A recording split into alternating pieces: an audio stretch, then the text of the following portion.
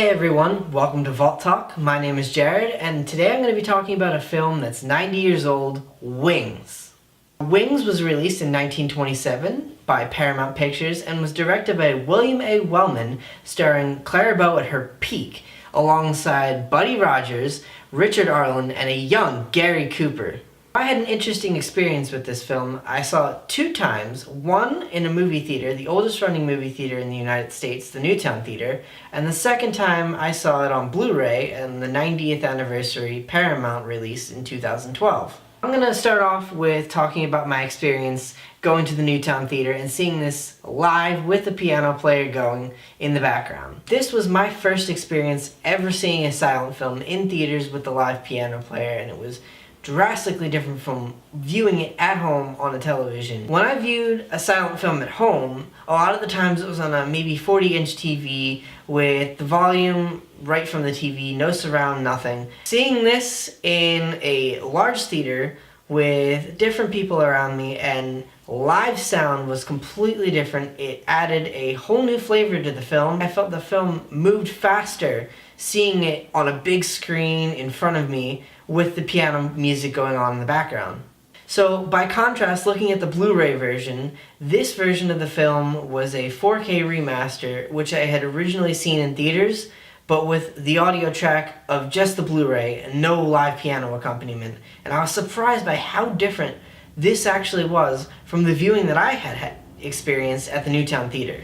This film had remastered sound effects by Skywalker Sound, which sounded amazing. Surround sound, gun firing, everything about that, planes whirring, really gave a live-action feel to this film. It also featured an orchestral score of the J.S. Zamechnik's score that I had heard, instead of a piano version. What surprised me most about this was that the score that I had originally heard sounded actually different from the orchestral score that was in the film itself.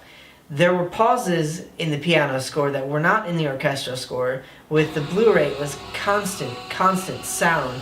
Planes whirring, machine guns firing, you even had cars starting up, and it didn't really feel like a silent film at that point. It just felt like a 1930s talkie that randomly didn't have people talking.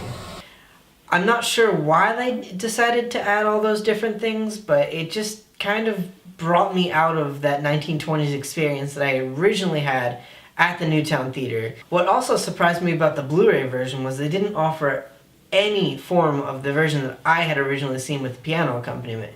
You only got the one version with the sound effects and the orchestral score, and that was it. Moving on to my thoughts about the film, focusing on planes was a unique aspect to this film because not many films before it actually featured planes as a way to show different things going on in the film. Now these are real planes that Wellman actually used, supplied by the U.S. Army Air Corps out in Arizona, along with actual pilots flying the planes. This was not anything done through stunts and props. It was actually having a camera on a plane and showing the plane with the pilots turning and banking the plane. It was really interesting to see how Wellman got these shots. Some of them I even questioned how he did it. Some of the negatives that I had about this film were that the main characters were very similar. I had a couple of instances where I mixed them up and swapped the main character Jack with the main character David because they looked so similar, even though they had different personalities.